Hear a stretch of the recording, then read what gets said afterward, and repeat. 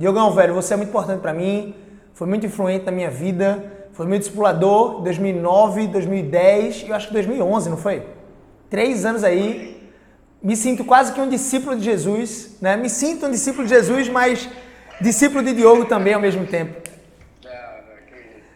Velho, obrigado, tá? Gente, só pra vocês terem ideia, a gente tá começando aqui uma série de lives e hoje a gente vai abordar um tema que muito me instiga. Eu tava muito ansioso para essa live, eu tava muito ansioso para aprender com o Diogo. Eu sempre digo aqui pra galera que foi convidada para as lives, o Diogo, Diego Castro, o Augusto, que é um pastor muito querido aqui, também um cara muito jovem, e o Thomas Souza, na sexta-feira, eu digo que eu quero aprender. Então acho que você que está em casa, que você está assistindo aqui esse episódio, essa live, você também tá pronto para aprender. Então pega seu papel e caneta para anotar, para aproveitar essa live o máximo possível. Pega sua aguinha para se manter hidratado e, velho, vamos detonar hoje, beleza? Diogo, olha aí a aguinha de Diogo, se mantém hidratado. A gente precisa fornecer para o nosso corpo subsídios, né? Água e oxigênio, pronto. Respira fundo, bebe água e bota para quebrar. Diogo é um cara que, além de ser meu discipulador, né? Além de ter sido meu discipulador em 3 anos muito importantes da minha vida, foram os 3 anos de maior crescimento espiritual, eu digo em margem, né? Em margem de crescimento, foi os anos onde eu mais despontei, assim, Diogo. Foi o ano que eu me converti, de fato, 2009, 16 anos. Eu me apeguei a você, eu digo que não foi você que me abraçou, fui eu que fui até as suas vestes ali, sacudi, disse assim, ei, olha pra cá, me abraça, né? Me pega pra criar, literalmente, e aí você foi um pai pra mim, velho. Você me ajudou em algumas das principais decisões da minha vida. E eu sou muito grato a Deus pela sua instrumentabilidade, pela instrumentabilidade também da Patrícia, que é a esposa de Diogo. Diogo é esposa da Patrícia, pai do Enzo, da Isa e também da Ana Luísa, né? Padrasto da Ana Luísa, mas criou como filha e hoje é avô. Esse cara novo aqui, gente, é avô. Qual é o nome do bebê? Henrique, né? Henrico. Legal. Hoje ele mora em Brasília, é pastor na Igreja Presbiteriana de Brasília, Igreja Presbiteriana Central em Brasília, é formado em administração de empresas, pós-graduado em Planejamento e Gestão. Deixa eu só tentar aumentar aqui para mim. Planejamento e Gestão. Se formou no SPN, Seminário Presbiteriano do Norte, aqui em Recife, por isso que ele veio para cá de Brasília estudar, passar os 4 anos de seminário dele aqui, se formou em Teologia, bacharel, fez um mestrado. Eu lembro, velho, que você, antes de se formar, faltando mais ou menos 1 ano ali, ou 2 anos, você entrou no mestrado. Então, terminando Teologia, o que é uma loucura já, entrou no mestrado, foi quase um suicídio, mas enfim, tudo convergiu para a glória de Deus aí. Ele se formou, né, é mestre em pregação, não é isso? E agora está terminando o doutorado em... Me ajuda? Ministério. Doutorado e mestrado feito pela Universidade Mackenzie. Velho, você é uma bênção, tá? Tenho certeza que a galera que está em Brasília está aproveitando o máximo dessa experiência de estar junto com você, de estar bebendo aí desse conhecimento bíblico. E o que a gente vai falar hoje é engraçado, porque tem gente que chega assim, pô, Gabriel, eu acho que eu ouvi isso a minha vida toda, tá, Diogo? Gabriel, eu acho que você deveria separar, velho, Bíblia, o espiritual, sabe, da sua empresa. Você fala muito sobre Deus. E eu digo, não sou eu que estou falando sobre Deus. É porque ele está em tudo. Não tem como eu não falar. Ele está em tudo. Ontem eu dei uma palestra de mais ou menos 2 horas para um grupo de empresários e eu precisei mencionar algumas histórias bíblicas, eu precisei pedir licença para eles para dizer assim, ó, eu falo Bíblia. E é óbvio, eu poderia fazer uma palestra sem mencionar a Bíblia, mas essa é a minha característica. Se eles me chamaram por algum motivo, eles já sabem disso. E, sinceramente, eu acredito que o proveito é muito grande, né? É o livro de toda a sabedoria, o livro vivo, né? A palavra de Deus. Então, velho, vamos detonar. Hoje a gente vai mergulhar num assunto que envolve também a Bíblia, né, Diogo? Tô aqui para aprender, viu? Diz aí pra galera qual é o assunto. Como a gente falava, né, naquela época de discipulado, não tem como separar, né? O Gabriel, ele é um crente que desempenha uma profissão também, não é um profissional que é crente. Essas áreas não podem ser uma contra a outra, ou uma separada da outra, porque Deus nos coloca em todos esses contextos e nós vivemos para a glória dele, independente do que fazemos ou como fazemos, né? Perfeito. Então, não tem como separar. O que é que a gente vai falar hoje, Diogão? Diz aí pra galera. Pois é, a nossa proposta é buscar um entendimento melhor, maior, sobre uma dificuldade que ela é comum, e não só na área de fé, uma dificuldade que engloba todas as áreas da nossa vida, que é você quer fazer as coisas, você tem uma opinião sobre coisas que você quer, que você deseja, mas você não consegue desenvolver, né? Você tem vontade de ir para a academia, de ter uma vida saudável, uma alimentação saudável, mas o sofá é mais gostoso, né? A Netflix lança bons filmes e você tem ali uma alimentação que parece muito mais atraente do que fazer uma cenoura cozida e tal. E você acaba pegando o caminho do que aparentemente ou emocionalmente, momentaneamente, parece ser mais atrativo. E você abre mão daquilo que você acredita, que você pelo menos diz que acredita, por algo que está ali, está na hora, está fácil. Então a ideia é nós conversarmos um pouco sobre essa ideia, que é uma dificuldade que envolve crentes também, né, na área de fé.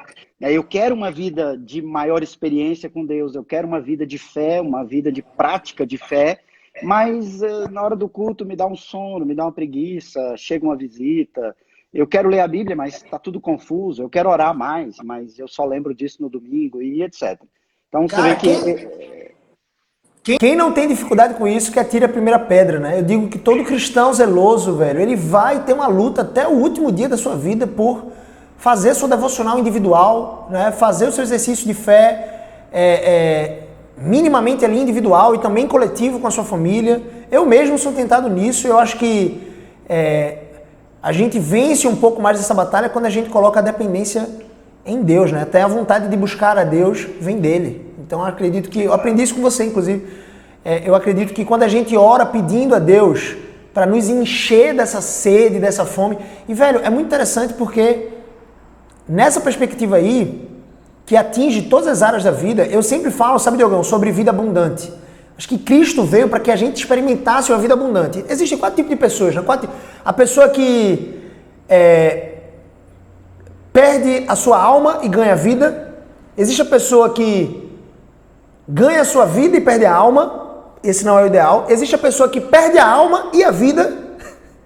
E eu acho que tem a pessoa que ganha a vida e a alma. Entenda que quando eu quero dizer aqui ganhar a vida não é uma idolatria, não é viver pelas suas paixões, mas é uma pessoa que vive uma experiência íntima com Deus, uma experiência de fé e vive na racionalidade do culto a Deus, e ao mesmo tempo ele consegue gerenciar bem a sua família, criar os seus filhos na demonstração do Senhor, amar a sua esposa, viver um casamento pleno. Ao mesmo tempo ele consegue se destacar profissionalmente, ter um resultado financeiro que abasteça a sua casa nas suas necessidades, e consegue também, você falou dia desse que a gente estava alinhando algumas coisas da live, você disse, Gabriel, vou fazer uma caminhada, vou dar uma pensada no que é que a gente vai estruturar. E é isso, né? Cuidar do próprio corpo. É uma máquina. Então, eu sempre falo sobre essas 6 áreas da vida humana. Relacionamento com Deus como a principal área. Casamento, família, finanças, carreira e saúde, corpo físico. E é muito interessante porque eu acho que esse tema vai agregar muito para esse contexto das 6 áreas. Vamos detonar. Exato. Bem, como eu disse, né, a gente, em todas as áreas, inclusive você mencionou aí casamento, a gente tem essa espécie de briga, né? Eu tenho uma opinião, eu quero algo, mas na prática parece que eu não consigo, eu não dou conta, exatamente porque eu tomo outros caminhos, eu pego caminhos momentaneamente mais atraentes ou mais fáceis, né? Eu prefiro o conforto de um caminho que não exige tanto de mim. Como você falou, é uma guerra, uma briga que você vai travar o resto da vida, né? Agora, tem um jeito de travar essa briga usufruindo de uma vida que a Bíblia chama de bem-aventurada, uma vida próspera verdadeiramente, e não prosperidade dos mais pobres, que é uma prosperidade apenas financeira. A vida abundante, ela envolve essas áreas todas, que são dirigidas, todas elas, por Deus. Deus nos criou e Ele, então, nos orienta na Bíblia e na vivência, na ação do Espírito Santo, em todas essas áreas. Para você perceber que não é um problema só da vida comum, profissional, eu trouxe aqui um texto bíblico que nos retrata o quanto esse problema é antigo e o quanto esse problema envolve o aspecto de fé também. Lá no texto de Isaías, né? Se alguém puder abrir a Bíblia para Vou acompanhar, pegar a minha aqui. Isaías, ok. Isaías 29. Isaías 29. Isso. Isaías 29, eu vou ler apenas o verso 13. Ele diz assim: O Senhor disse, visto que este povo se aproxima de mim e com sua boca e os seus lábios me honram, mas o seu coração está longe de mim, e o seu temor para comigo consiste só em mandamentos de homens que maquinalmente aprendeu. Veja, aqui nós temos uma exortação do Senhor sobre um problema antiquíssimo. Pessoas que professam uma fé, que têm uma opinião de fé, há uma lógica, abraçaram a lógica da fé, mas o coração está longe. Deus diz, o coração está longe de mim. Então, o texto apresenta também essa luta. Né? Eu quero crer, eu quero louvar ao Senhor, como ele diz aí, com a boca, com meus lábios, mas o meu coração está longe disso. Então, apresenta essa briga entre a minha opinião sobre algo e a minha percepção. E eu vou usar muito essas duas palavras, Gabriel, para facilitar o entendimento. Vamos pensar em opinião, a opinião que eu tenho sobre as coisas como aquilo que é lógico para mim, aquilo que é atrativo, que eu entendo e que eu quero. E vamos chamar de percepção aquilo que eu experimentei e eu agora amo aquilo e eu vivencio aquilo com todo o meu ser. Veja, para a gente caminhar nesse sentido, eu quero contar algo que aconteceu comigo que me deu esse entendimento sobre opinião que eu tinha e sobre a percepção. Eu sempre, desde quando eu tenho carteira de motorista, eu sempre andei de moto. Eu sempre gostei muito de andar de moto. E fui trocando de moto e tendo motos mais potentes. E as pessoas me perguntavam, você não tem medo de morrer? E eu falava, sim, a morte é um risco, né? Há esse medo, sim. Mas você não tem um medo de um acidente, de você quebrar a sua coluna, de você ficar numa cadeira de roda? E eu dizia, sim, eu tenho medo, mas eu continuava andando acima de 200 por hora. Continuava me divertindo. Por quê? Aquele conceito, eu tinha uma opinião sobre a morte, uma opinião sobre acidente, opinião sobre acidente que me levasse a uma cadeira de roda. Mas eu não tinha ainda a percepção daquilo. Aí o meu irmão sofreu um acidente doméstico. Algo banal, algo simples. E ele quebrou o pescoço, da forma mais boba que você pode imaginar. E ele ficou tetraplégico. A família, então, começou a cuidar do meu irmão, a revezar no hospital. E ali eu tive a vivência do cuidado dele, banho, todas as atividades, tudo, alimentação, tudo. E ele me pedia nervoso, ele, cara, por favor, tira aqui um cílio do meu rosto, que está coçando, está me deixando nervoso, e eu não tenho como tirar esse cílio. Ou então toca um mosquito do meu rosto. E eu ficava olhando para aquilo, e naquela vivência, que em Brasília tem o Hospital Sara, né, são andares inteiros de tetraplégicos, de paraplégicos, e ali a gente fez amizade com outras pessoas, e a percepção da fragilidade, a percepção do acidente, da morte, foi encarnada por mim, foi experimentada. Então, eu tinha uma opinião sobre o que era morrer, sobre o que era ficar tetraplégico, mas aquilo agora mudou a minha percepção, de forma que eu hoje ainda tenho moto, ainda ando de moto, mas mudou completamente a minha forma de andar de moto, mudou completamente a minha afeição por andar de moto. Veja, eu uso porque em grandes centros urbanos você é mais prático, é mais fácil, mas eu uso por necessidade. Né? Então, percebe? A minha opinião, algo que fazia sentido, era lógico, sobre morte e acidente, agora virou uma percepção. Eu vivenciei aquele conceito. E essa é a sacada, vamos dizer assim, o pulo do gato, para que nós então possamos responder a essa dicotomia, essa aparente dicotomia, né? Eu quero, mas eu não consigo. A maior parte das pessoas sabe que vai morrer, mas elas não têm a percepção disso. E por isso, então, elas talvez não pensem sobre a morte ou sobre a salvação, sobre a vida eterna. Salomão escreve dizendo, olha, é muito melhor há muito mais aprendizado ir numa casa onde há luto do que viver de festas. E ele estava falando exatamente disso. Entre o seu conhecimento de morte, da temporalidade da vida e a sua percepção da morte. A sua percepção de que você tem uma vida e você precisa, então, viver essa vida para a glória de Deus. Você precisa amar a Deus, amar as pessoas, amar menos a você, amar os outros como você se ama, que é antinatural para nós por causa do pecado. Então, veja, há uma diferença entre ter uma opinião sobre algo, um conceito, a lógica, e ter uma percepção sobre algo. As pessoas mudam de comportamento quando elas têm uma percepção, quando elas colocam o coração, quando o tesouro é descoberto. Enquanto é só uma opinião, então você tem uma vida de fé vazia. Você já deve ter ouvido falar daquelas pessoas que são crentes, que são cristãs, não praticantes. Né? É exatamente essa ideia. Elas têm uma opinião, elas têm um temor a Deus, mas que não está de acordo com o que Deus exorta aqui em Isaías. Ele diz, vocês me honram com o lábio, mas o seu coração está longe de mim. E ele diz, o seu temor para comigo consiste em mandamentos de homens que maquinalmente aprendeu. Ou seja, você crê mecanicamente, você não experimenta, não é uma fé experimental, né? E você pode observar isso, por exemplo, maridos que muitas vezes trabalham muitas horas, eles dizem que amam a família. Se você pedir para um marido traçar uma lista de prioridade, né? E não são várias listas de prioridade, a lista de prioridade é uma, as prioridades elas têm ordem, né?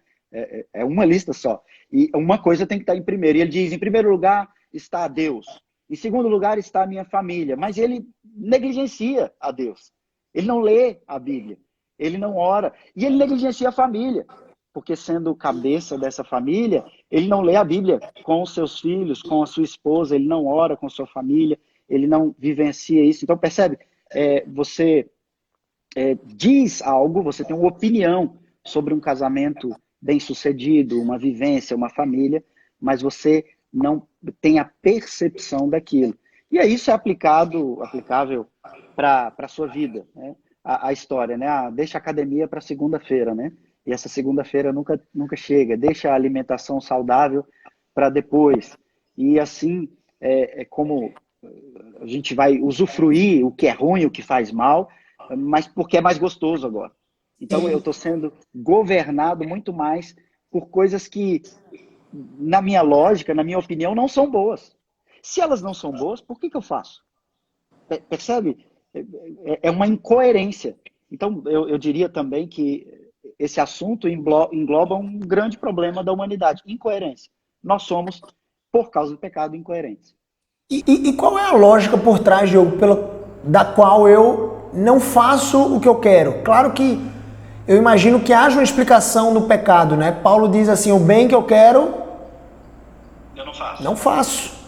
O mal que eu detesto, esse eu faço, né? Então, assim, qual é a explicação lógica, de alguma forma, para me ajudar a ter essa percepção um pouco mais próxima? Será que eu preciso ter contato com essas pessoas? Por exemplo, tinha um amigo meu que ele dizia assim, Biel, você precisa ir comigo, velho, para o Hospital do Câncer. É incrível, a gente vai para o Hospital do Câncer, na ala infantil, e eu toco violão para aquelas crianças, velho, eu saio de lá. Ele cantava louvores, ele ia para lá. Inclusive, amanhã ele vai vir almoçar comigo aqui. Ele mora em Angola hoje, mas ele está aqui em Recife, por conta da quarentena. E é o Amadeu. E ele dizia assim, Biel, você precisa ir, velho, porque a percepção de mundo da gente muda. O que eu preciso fazer para ter um pouco mais de clareza em relação... Porque talvez falte clareza, eu tenho uma opinião, mas me falta clareza. Talvez, eu imagino que, né, aquela parábola do... Eu não sei nem se foi uma parábola exatamente, mas aquela história que Jesus conta sobre Lázaro, o mendigo, e o rico. Né, Lázaro estava sempre na porta do rico, pedindo esmolas, pedindo ali, ele era um homem pobre. Aparentemente, segundo a história, ele cria em Deus, e o homem rico não queria saber de Deus. Né? Ele não está querendo dizer ali que todo homem rico não quer saber de Deus, mas aquele homem rico não queria saber de Deus. Quando ambos morreram, né, ambos morreram numa data próxima ali, o pobre, o mendigo Lázaro, foi para o seio de Arão, né, de Abraão, sei lá, acho que foi Arão ou Abraão? Me ajuda aí. Foi para o seio de Abraão, né? Foi para a presença ali de Cristo Jesus, e Abraão, como sendo o pai da fé, o recepcionou daquela maneira.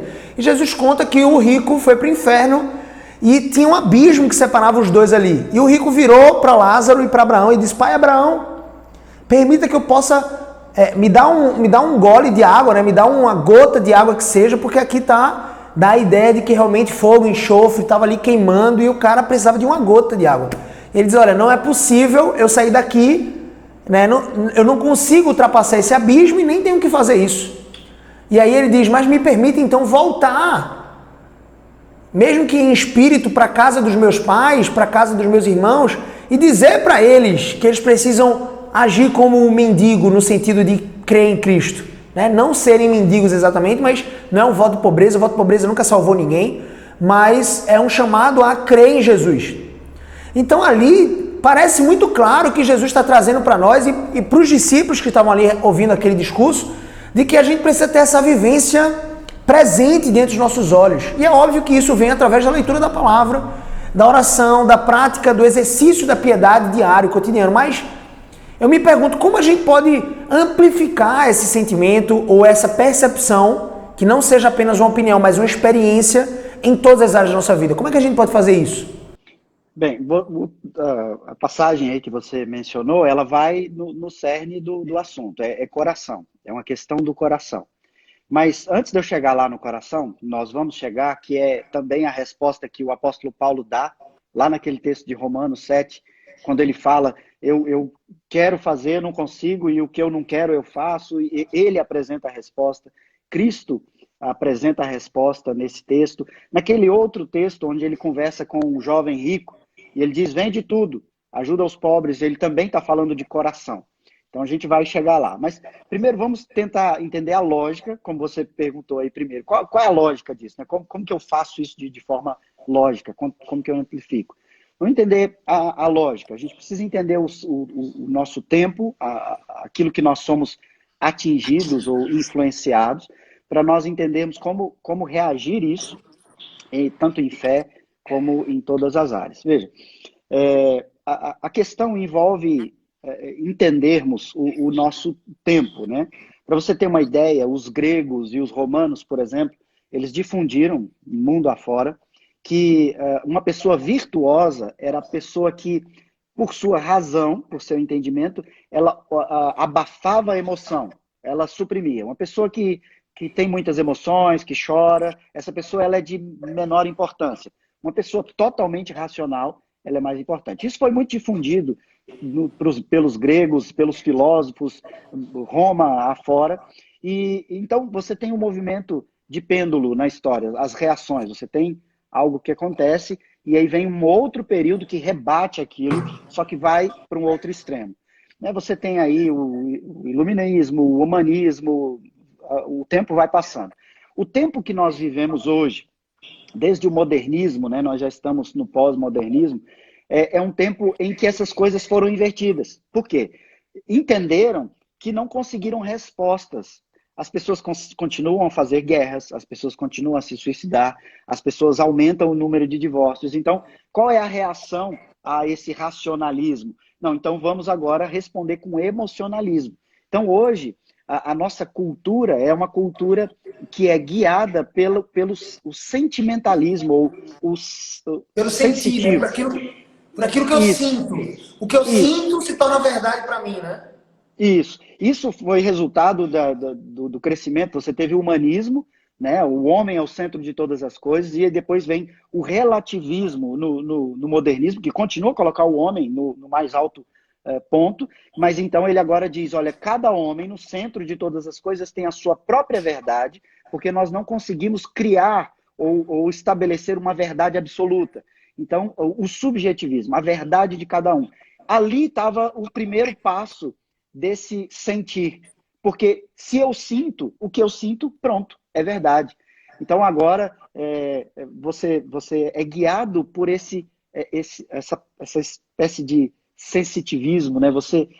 Eu sinto mais vontade de ficar no sofá comendo do que de fazer aquilo. Eu quero ser crente, mas eu quero que venha um super apóstolo e ore na minha cabeça e eu seja inundado de todo um poder. Não, Cristo chamou-nos para carregar a nossa cruz, para fazer a nossa parte. E ele diz, olha, vigie o seu coração. Lá no texto de Mateus, capítulo 6, verso 21, Cristo diz assim, ó, porque onde está o seu tesouro, aí estará também o seu coração. Onde está o teu tesouro, aí está o teu coração. Então veja, ele não diz, eu vou fazer com que todas as suas afeições sejam guiadas de forma, como se você fosse um fantoche, né? Não, onde está o seu tesouro? Ele está nos chamando a observar. Mas Deus, o Criador, lá no princípio, ele já alertou sobre isso. Vocês vão lembrar daquele momento em que Caim começa a sentir uma amargura, um rancor, porque o seu irmão apresentou um culto conforme a instrução de Deus, e ele quis inovar e aquilo não agradou, e agora ele está envolvido de rancor. E aí, qual é a palavra de Deus para Caim? Lá em Gênesis 4, ele diz, Caim, o mal bate à tua porta, cabe a ti dominá-lo. Como assim? Quando a gente analisa aquela palavra ali, o mal bate à tua porta, é como se fosse assim, tem uma fera, tem algo que quer te devorar. E ele está bem aí, à espreita, ele está de boca aberta, pronto para avançar na hora que você abrir a porta. Então, cabe a ti dominá-lo. E Deus está dizendo, está aí dentro do seu coração, esse mal. E esse mal vai te consumir. Cabe a ti dominá-lo. O que você coloca dentro do coração? De que você se alimenta? O que está na sua primeira ordem de lista de prioridade? O que você realmente pratica com aquilo que você tem opinião, que tem lógica? Porque se você entende algo e você não tem percepção, o que você tem feito, então, para ter essa percepção? O primeiro passo você já deu, você já entendeu aquilo. E agora, a responsabilidade o que você está é sua, fazendo? então. Então a Sempre. responsabilidade é sempre, 100%. Sempre, veja, isso também, você fala de responsabilidade, é também um problema da nossa geração. Um assassino, ele, de alguma forma ou de outra, tentam ao máximo minimizar a culpa dele. E assim, as pessoas, o ladrão é vítima da sociedade, ele roubou porque ele precisava, porque ele nasceu num lar pobre. Não, ele roubou porque ele roubou, ele é responsável pelo erro dele. E ele não pode, então, terceirizar. E aí, quando a gente está brigando, por exemplo, vamos levar para dentro das nossas casas, né? O marido, os pais brigando ali, os filhos, o que a gente diz? Olha, eu briguei, mas eu briguei porque ele brigou comigo primeiro. A culpa é dele. E aí fica uma briga. A gente está vendo aí o governo, né? Um governo que, para mim, é melhor do que os passados, mas eles ficam num jogo de culpa. Né?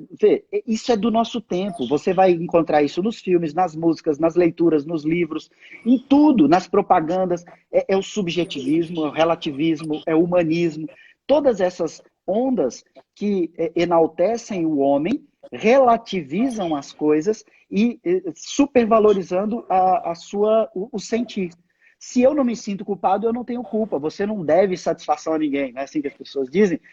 Ninguém paga minhas contas, então eu não devo nada a ninguém. Veja, a instrução de Deus, que nos criou, é outra. Ele diz, olha, servir é melhor do que receber, dar é melhor do que receber.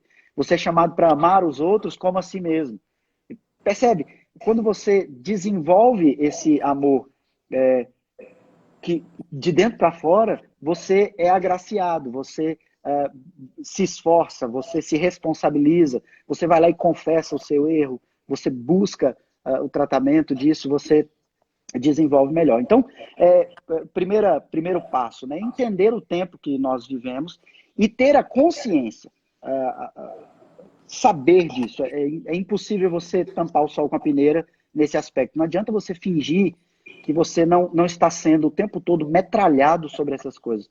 Você já foi formado sobre isso. Nós já vivemos na pós-modernidade. Quando você nasceu, isso já estava em voga há muito tempo.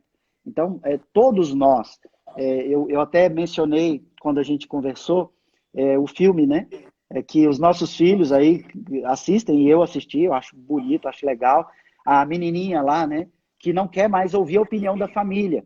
E aí virou o hit, né? Let it go, não posso me mais segurar, não importa o que pensam. E aí ela começa a colocar para fora o que ela sente, né? Veja, aquilo ali de forma sutil está nos instruindo a supervalorizar essa questão de sentimento, né? Diogo, e é de uma soberba histórica gigantesca, velho. Quando a gente se coloca, o humanismo, ele nos envaidece de uma forma tão... Eu acho que nem Satanás podia planejar isso. Eu acho que ele precisou do ser humano para criar o humanismo, sabe? É sério, porque assim, ele coloca a gente com uma cereja do bolo. Não é a bala que matou John Kennedy, não. É tipo assim, o bolo da história da humanidade, dos 6.500 anos, o que for, desde Adão até hoje, você é a joia mais preciosa, você é... Inclusive isso inunda um pouco, né, as nossas igrejas, a nossa teologia de uma forma, né? Você é o espelho, a imagem que reflete o que for. Mas eu não quero fazer uma crítica pontual a essa música ou algo do tipo. Eu sei que ela toca no coração de muitas pessoas ou algo do tipo. Mas o que eu quero dizer é que é sempre assim. Eu tenho 27 anos, você tem 42. Não é isso? 42? Faço 42 esse ano. Acredita, gente, esse cara vai fazer 42 com carinha de 25, velho. Diogo, eu tô mais acabado... Parece que eu sou mais velho que você. E olha que eu tenho cara de menino. Mas olha, você tem 42, eu tenho 27. E sinceramente, mesmo tendo 80 anos, seria soberbo da nossa parte dizer assim, o conhecimento nasceu comigo. Eu sou guiado por aquilo que eu sinto. Ou seja, não há verdade, não há nada que possa me guiar ou me orientar. Existe aquilo que eu acho que é bom, aquilo que eu acho que é certo. Eu estava assistindo esses dias, né, no momento de culto lá com a minha família, um pouco antes do culto, eu botei um vídeo de mais ou menos 30 minutos que chama Evolucionismo versus Deus, né, que acho que é Prime Gospel, que chama, é uma instituição norte-americana, e esse cara que é um dos líderes da instituição, ele sai nas universidades americanas fazendo uma pesquisa com biólogos, bioquímicos, pessoas que trabalham ali com a ciência mais afloradamente. Ele conversa com professores, doutores, e ele conversa com alunos. E é muito impressionante quando ele chega para perguntar para os alunos se eles acreditam no evolucionismo. Eles dizem, claro, eu acredito. E ele começa a colocar em xeque algumas teorias. Ele começa a pedir algumas coisas simples da evolução darwiniana, por exemplo, né, de Darwin, e os alunos e professores não conseguem justificativas. E principalmente para os alunos, os professores são um pouco mais ríspidos ou protegidos disso, mas principalmente os alunos, eles dizem assim, eu não consigo explicar, mas eu acredito que os cientistas têm uma boa explicação. Ou seja, você baseia toda a sua crença, toda a sua fé, e no final todos eles assumiram que eles acreditam no evolucionismo, ou seja, professores e alunos, eles colocaram como, eles precisam de um salto de fé, eu diria que até maior, para acreditar que de fato o mundo veio a existir do Big Bang, ou nós viemos à evolução dos macacos, ou algo do tipo. Porque não há evolução de espécie observável. Eles dizem, não, há 65 bilhões de anos. E aí o cara que está entrevistando, né, o pastor, ele diz assim, mas eu quero algo observável. Você consegue observar 65 bilhões de anos? Não consigo. Mas tem alguma mudança de espécie observável ao longo da história? Não tem. Não, tem o pássaro da ilha Galápagos, que amplificou ali, melhorou o bico. Aí o cara pergunta, mas houve mudança de espécie? Porque a evolução darwiniana, segundo o próprio Darwin, que inventou essa parada toda, é uma mudança de espécie. E aí eles dizem, aí ele pergunta, né? Mas ele deixou de ser pássaro? Aí o cara diz, não deixou de ser pássaro. Então não houve mudança de espécie. A bactéria que teve uma evolução, uma mutação, o que for, ela deixou de ser bactéria? Não deixou de ser bactéria. Então não há mudança de espécie. O peixe, os seres humanos são peixes. Calma aí, velho.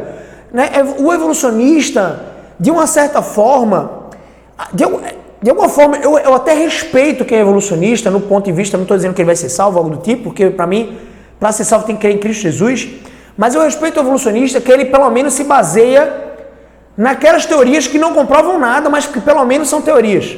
Mas o cara que nem consegue dizer com todas as letras os argumentos científicos, e ele diz assim, eu confio nos cientistas. É como se o cara dissesse assim, eu prefiro acreditar nos cientistas do que num livro escrito ao longo de 16 séculos, que nunca houve contradição e que é o maior registro histórico de todo o planeta Terra. Só do Novo Testamento são mais de 5.000 registros originais. A segunda referência bibliográfica original que existe, se eu não me engano, é de Aristóteles. 5 registros.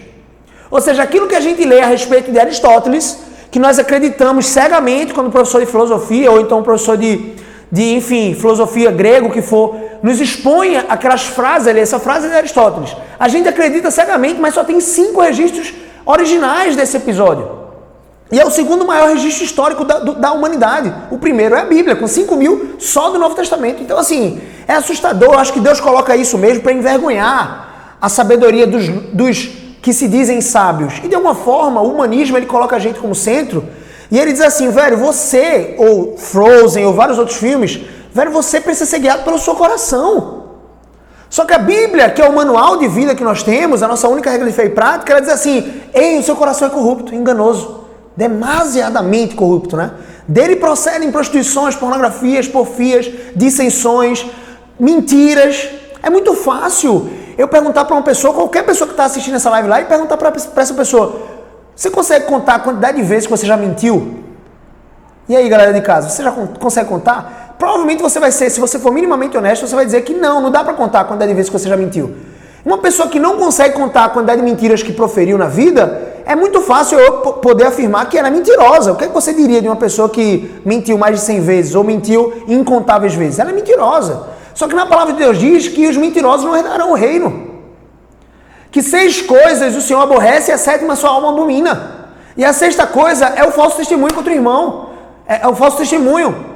E a 7ª coisa a quem ele abomina é levantar contendas entre os irmãos, que é uma forma de mentira, de dissensão com a língua, né? Então, assim, é muito impressionante como a gente, né? Por isso que eu acho que não foi Satanás que criou sozinho essa parada. Não é dizendo que o Satanás não é inteligente o suficiente, ele é mais inteligente que muita gente, do que muitos de nós. Ele sabe manusear a palavra muitas vezes mais do que muito crente, né? Muito cristão. Ele sabe manusear a palavra de Deus ao longo de toda essa história dele aí. Mas o fato é que eu acho que ele precisou de ser humano. O ser humano é engenhoso para criar os seus falsos deuses, pô. A sua falsa idolatria. É como se você nascesse e dissesse assim, eu ouço isso de alguns pais, tá? Eu ouço isso de alguns pais. Eu prefiro deixar meu filho descobrir, por exemplo, o que é o cristianismo, o que é o budismo, e depois ele escolhe. Entenda, não há parcialidade na parada, não há educação neutra. A pedagogia, minha esposa tem um tratado sobre isso, né? Ela fez uma série de lives sobre isso, lá no canal da Ecoprime, International Christian School agora. É uma escola cristã e bilíngue aqui em Recife, mas o canal do YouTube está aí para você ver os conteúdos que ela produz toda quarta-feira. E ela fez até uma live com o pastor Augusto Nicodemos, falando um pouco a respeito disso. Sobre o fato de que a pedagogia nunca é neutra. Se você traz na sua pedagogia Cristo Jesus como centro, e você expõe as ciências, e você expõe as teorias, porque sim, você precisa expor as teorias, já que vai cair no vestibular, algo do tipo, você expõe de uma forma a mostrar Deus. As ciências, as matemáticas, o português, a história, a geografia, ela aponta para Deus. Porque o conhecimento aponta para Deus.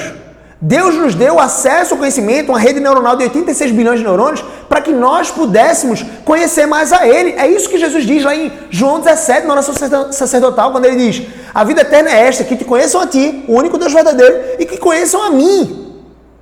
Quando Ele está se referindo a Ele mesmo, o Filho de Deus. Nós vamos passar a eternidade inteira conhecendo a Cristo Jesus. Isso que me impressiona. Isso que me impressiona. E aí, quando tu fala sobre sentir, sobre a cultura do sentimentalismo, a cultura do eu sinto, logo eu existo, é muito forte isso, pô.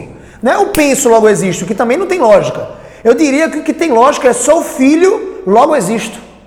Se eu tivesse que criar um paradigma, seria eu sou filho, logo eu existo. Eu sou filho de quem? De Deus. Se eu vim do macaco, pensa comigo, o macaco ele veio para o mundo para quê? Ele veio para o mundo para fazer macaquice, palhaçada, para ficar se divertindo. Por isso que essa galera vive se divertindo somente, correndo atrás de paixões que não trazem felicidade incircunstancial, felicidade perene. São pessoas que buscam a felicidade e nunca encontram. Mas quando nós paramos de buscar a felicidade e buscamos a Deus, nós encontramos na obediência a felicidade. Por isso que em Hebreus 1:9, Deus vai dizer assim, olha, o meu filho, ele foi um modelo de obediência. E ele diz assim, por isso, porque ele me obedeceu perfeitamente, é que eu ungi ele com óleo de alegria. Plenitude de alegria vem para aqueles que obedecem a Deus em plenitude. Literalmente, o nosso exercício de fé e de vida tem que ser nos tornar mais parecidos com Cristo. E à medida que nos tornamos mais parecidos com Cristo, que é a nossa santificação, nós colhemos mais felicidade. Então, não é o que eu penso, não é o que eu sinto, é que eu sou filho, é de onde eu vim, é quem eu sou. E eu sou quem a Bíblia diz que eu sou. Eu sou filho de Deus. Pegando esse link aí, Quando Moisés pergunta para Deus, e quando me perguntarem, quem é você? Que eu digo? O que Deus respondeu? Eu sou o que sou, né? Ali Deus estava estabelecendo a base da existência de todas as coisas. Ele é, ele é a base da existência. Porque ele Boa. é, nós somos. Eu só sou se sou nele. Sem ele, é isso que o livro de Eclesiastes fala de ponta cabeça lá, de ponta a ponta. Tudo é vapor, é correr atrás do vento, é nada. Não tem novidade debaixo do sol, a parte de Deus.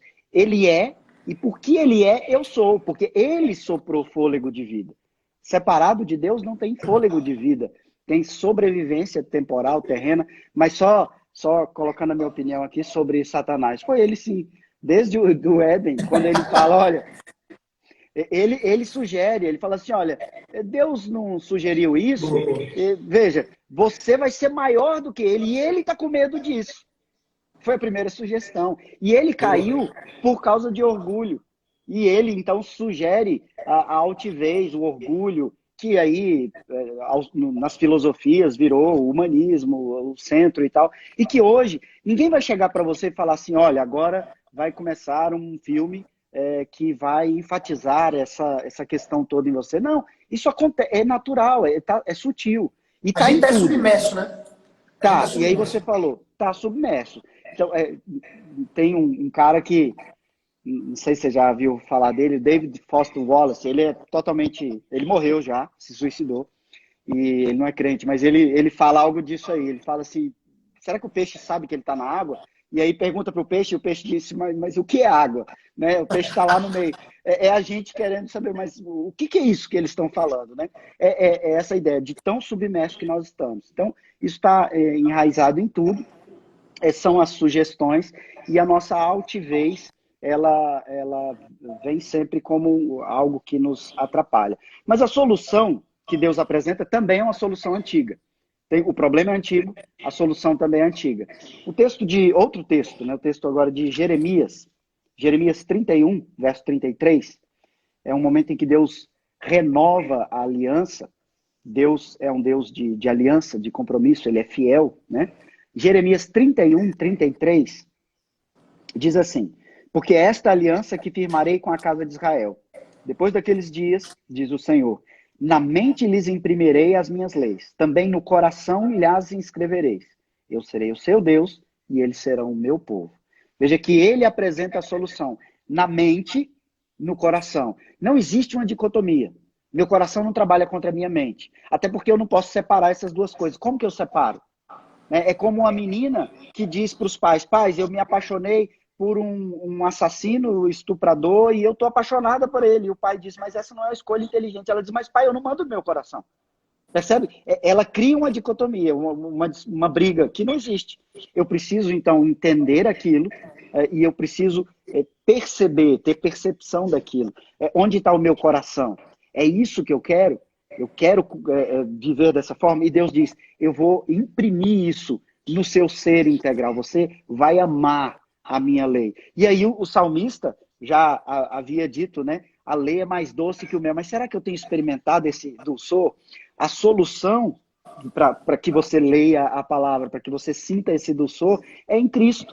Cristo já veio. E nós hoje vivemos olhando para trás, tendo a certeza de que ele já veio. Se alguém, como você disse, se alguém entende e toma como verdadeiro os escritos dos filósofos, né? Cristo, ele veio historicamente. Isso, até quem não é cristão não questiona muito, é fato.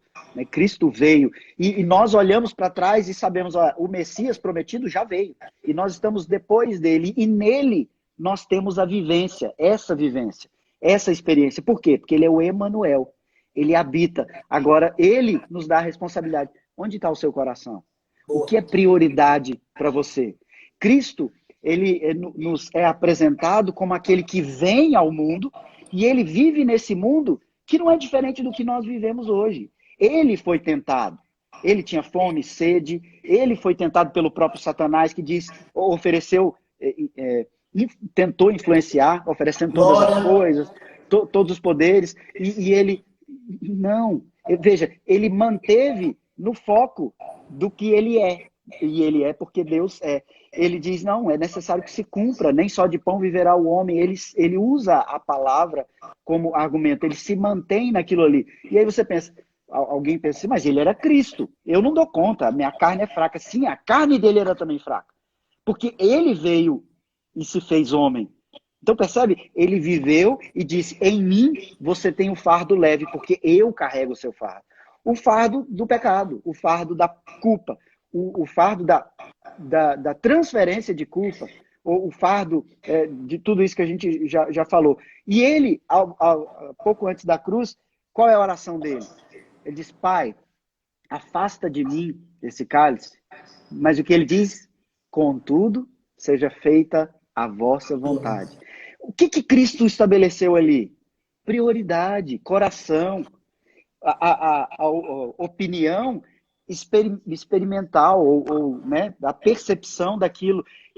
Aquilo está difícil. Eu tenho que agora receber sobre mim, Cristo estava vivendo ali, né? O peso de toda a ira de Deus, de todos os pecados. Contudo, faça a tua vontade. O que tem que ser feito, vamos fazer. Eu tenho que fazer. Levanta, vai. E aí ele, após vencer tudo isso na cruz, ele já instruiu e ele diz, tem de coragem, ou na maioria das traduções, tem de bom ânimo, eu venci o mundo. Se ele venceu, eu também posso vencer. Agora, se eu continuo no campo das ideias, da opinião sobre o cristianismo, opinião sobre fé, opinião sobre casamento, então eu vou continuar tendo uma opinião formada, mas eu não tenho a percepção daquilo. Como que eu vou fazer isso, né? A fé não é uma fé teórica.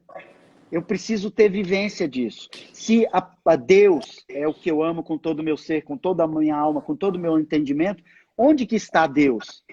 Ele se revelou em Cristo, então eu tenho Cristo pela fé, na habitação, e ele se revelou por meio de sua palavra. Eu já tenho aí dois meios de conhecer a Deus com toda a minha alma, com todo o meu ser. Se eu tenho pela fé, eu entendo que a fé é lógica, como você expôs aí. O cristianismo é lógico, o criacionismo é lógico. Então, eu tenho uma opinião. Como eu experimento isso? Se enche de Bíblia. Vai ler Bíblia. Ah, mas é difícil, eu não dou conta. Você não dá conta de passar no concurso, você não dá conta de passar numa entrevista de emprego, você não dá conta de arrumar uma namorada, você não casou, não teve filho. E, assim, a vida é toda cheia de desafios. A gente se esquece, Diogo, de quando a gente estava aprendendo a ler, né? Eu tenho uma criança exatamente nesse período de alfabetização, né? Que é minha enteada, a Aimee, e ela está com 7 anos agora, aprendeu a ler, está conjugando ali, juntando as sílabas, mas ela lê muitas vezes sem ritmo, então ela termina uma palavra com muito esforço e começa outra palavra. E, obviamente, ela não vai entender muito, né? Se você não lê a frase com aquele ritmo, para entender a entonação, você não vai perceber. Então, obviamente, ela não percebe, mas qual é o caminho para ela? É desistir de ler? Ela nunca vai aprender desse jeito. É continuar lendo. Então, quando você pega a Bíblia, muitas vezes você vai ler a primeira vez, você vai ler como a minha enteada, ou como eu, quando estava aprendendo a ler, ou como você, mas todo mundo aprendeu a ler. Então, o recado nunca é pare de ler porque está difícil. É continue lendo. Porque você já passou por isso. Quando você lê a Bíblia a primeira vez inteira, na segunda vez você vai entender mais coisas do que na primeira. Na terceira você vai entender mais coisas que a segunda. Na quarta vez você vai entender mais coisas que as 3 primeiras. E aí vai. É um crescimento de intimidade. Mas tem algo mais. Sim. Deus não se revela num texto teórico como de um dicionário, um texto chato. Ele nos dá a percepção das coisas. Você quer ver eu dar o exemplo? Eu já falei lá de Caim. Né, o mal, ele coloca ali. Ele dá o exemplo ali quando Davi peca, né, com Batseba, e ele dispõe ali o comandante para morrer e tal. O que Natan faz? Veja, a Bíblia é repleta de histórias, de narrativas. O que Natan faz? Natan faz Davi sair do campo da opinião para o campo da percepção.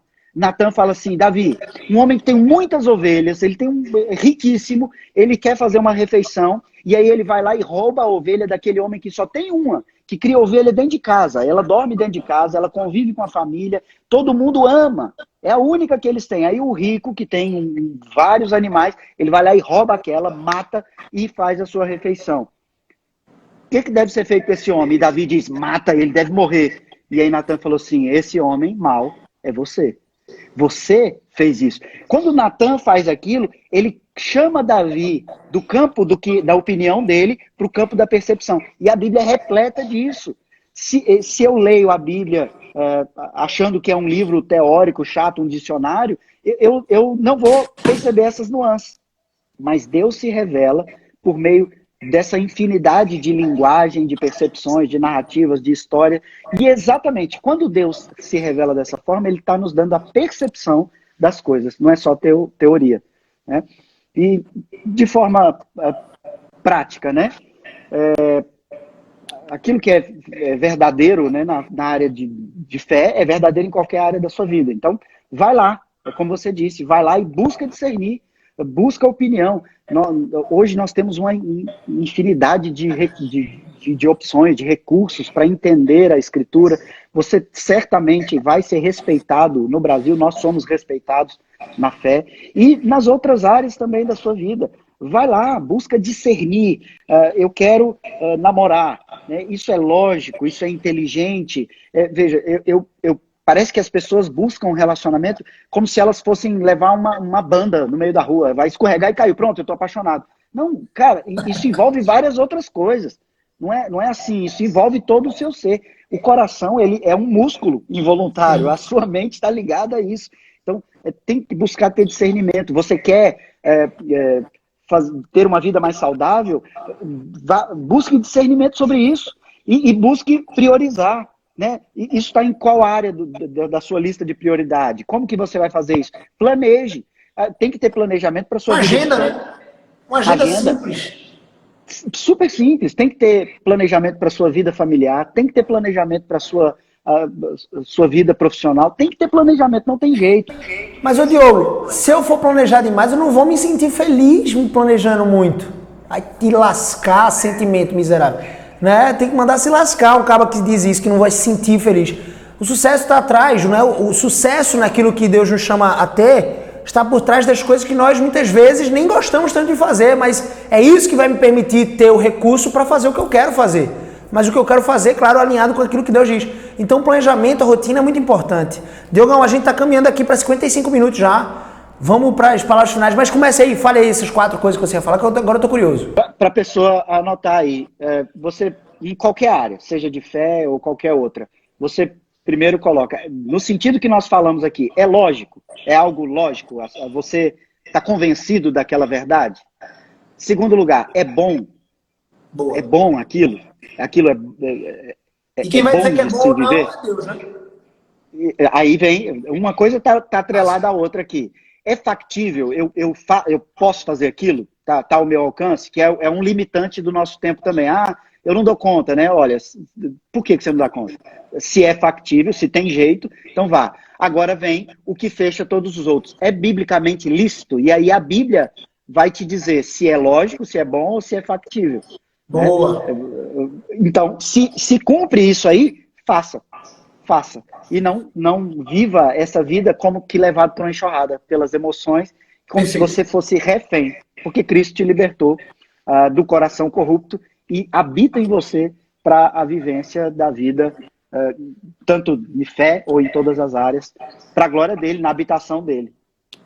Perfeito. Diogão, deixa eu te perguntar uma coisa. O papo está muito bom aqui, galera. A gente está caminhando para 57 minutos, ou 55 a 57 minutos. A live aqui do Instagram só vai até 1 hora. E, velho, que privilégio. Eu quero fazer mais isso. Se você me der essa oportunidade, eu quero fazer mais isso, eu quero aprender. Eu sei que eu tomei 1 hora aí da sua família, né, do seu seio familiar. Eu sei que a rotina já é puxada, mas, velho, eu tenho certeza que a galera aprendeu muito. Galera, sigam o Diogo, tá? Diogo_Freitas. E aí o resto vocês descobrem nos meus stories, porque tem umas letrinhas.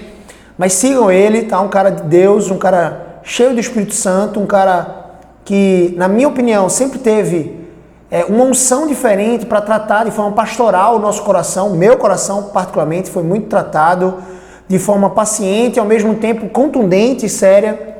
E, Diogo, quais seriam as últimas palavras aí para essa galera que não veio para esse mundo como o filho do macaco, que veio para brincar, veio para dominar, veio para botar para quebrar nesse mundo, espalhar o evangelho do reino e glorificar a Deus? Quais as últimas palavras aí? Se é bom, é lógico e é factível, vai lá e faz. Lógico. Bota Instruído pra pela cá. Bíblia. Instruído Isso. pela Bíblia. Se é biblicamente lícito, é teu. Pega. Gente, só lembrando, essa live foi gravada assim na horizontal, de propósito. A gente vai pegar esse episódio. O Robigol tá aqui online. Robigol é o cara que trabalha comigo. Ele vai pegar essa live, vai baixar essa live e vai publicar lá no meu canal do YouTube. Então se inscreve lá no canal do YouTube, Gabriel CBO. Me acompanha aqui porque amanhã tem live às 7 horas da noite também. Tamo junto, Diogão. Tamo junto. Deus abençoe sua vida, sua família. Vamos orar rapidinho aqui? Senhor nosso Deus, muito obrigado pela vida de Diogo, pela instrumentabilidade dele, porque ele é teu servo e porque ele pode trazer de forma tão lógica e tão profunda, Senhor Deus, o teu conhecimento. Muito obrigado por tudo. Eu te louvo pela vida dele, te glorifico e te peço por cada uma das pessoas que assistiu essa live. Abençoa-nos com essas verdades transformadoras e transforma o nosso coração, transforma, Senhor Deus, as nossas ações e a nossa vida. Em nome de Jesus, amém. Amém. Valeu, Deus abençoe. Tchau, tchau.